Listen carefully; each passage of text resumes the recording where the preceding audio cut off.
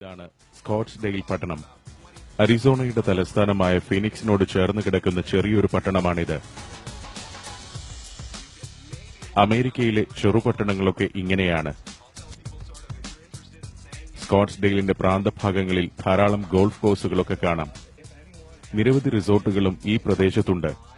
മരുഭൂമി സ്റ്റേറ്റ് ആണെങ്കിലും അരിസോണയിലെ കൃഷിഭൂമിയുടെ വൈവിധ്യവും വൈപുല്യവും നമ്മെ അമ്പരപ്പിക്കും. പരുത്തിയാണ് ഇവിടുത്തെ പ്രധാന കൃഷി. ബാർലി, ചോളം, ഗോതമ്പ് എന്നിവയും കൃഷിഭൂമിയായി തീർന്ന മരുഭൂമിയിൽ വൻതോതിൽ വിളയുന്നു. ആധുനികമായ കാഴ്ചകളാണ് എങ്ങും. ഏറ്റവും മികച്ച അടിസ്ഥാന സൌകര്യങ്ങൾ, ശാസ്ത്രീയവും യന്ത്രവൽകൃതവുമായ കൃഷിരീതികൾ. സ്വയം സമ്പൂർണമായൊരു അമേരിക്കൻ സ്റ്റേറ്റാണ് അരിസോണ. വ്യത്യസ്തതയാർന്ന ഭൂഭാഗങ്ങളിലൂടെയുള്ള ദീർഘമായൊരു ബസ് യാത്രയാണ് ഇന്നത്തേത്. അരിസോണയുടെ മരുഭൂമിയും പർവ്വതങ്ങളും താഴ്വരകളും പീഠഭൂമിയുമൊക്കെ ഈ യാത്രയിൽ കാണാം.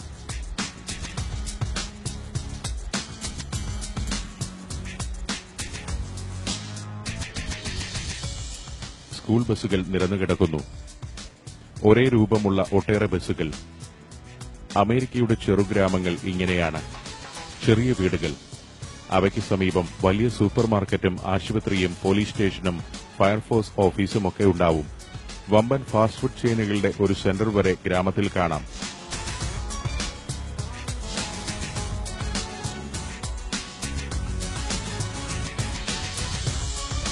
പൊതുവായുള്ള വലിയ പാർക്കിംഗ് ഏരിയയാണ് മറ്റൊരു കാഴ്ച. ഇങ്ങനെയൊക്കെ ഏറെ സൌകര്യപ്രദവും സുന്ദരവും ആധുനികവുമാണ് ഇന്നാട്ടിലെ ഓരോ ഗ്രാമവും.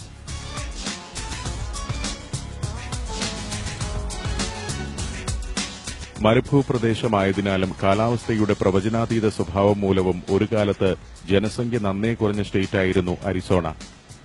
19-ാം നൂറ്റാണ്ടിന്റെ ആദ്യ നാളുകളിലൊക്കെ ഫീനിക്സ് എന്ന തലസ്ഥാന നഗരത്തിന് പുറമെ ജനവാസം കൂടുതലുള്ള പ്രദേശങ്ങൾ വിരളമായിരുന്നു. 1910-ൽ 3 ലക്ഷത്തിൽ താഴെ മാത്രമായിരുന്നു അരിസോണയിലെ ജനസംഖ്യ. 2010 ആയപ്പോഴാകട്ടെ ജനങ്ങളുടെ എണ്ണം 60 ലക്ഷം കവിഞ്ഞിരിക്കുന്നു.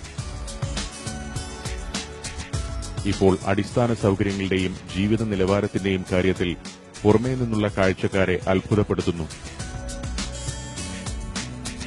ബസ് ഗ്രാമക്കാഴ്ചകളിലൂടെ കുറേ ദൂരം ഓടി.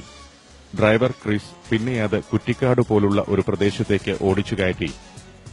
യാത്രികർ ആകാംക്ഷയിലായി. Guide Ken mike കയ്യിലെടുത്തു.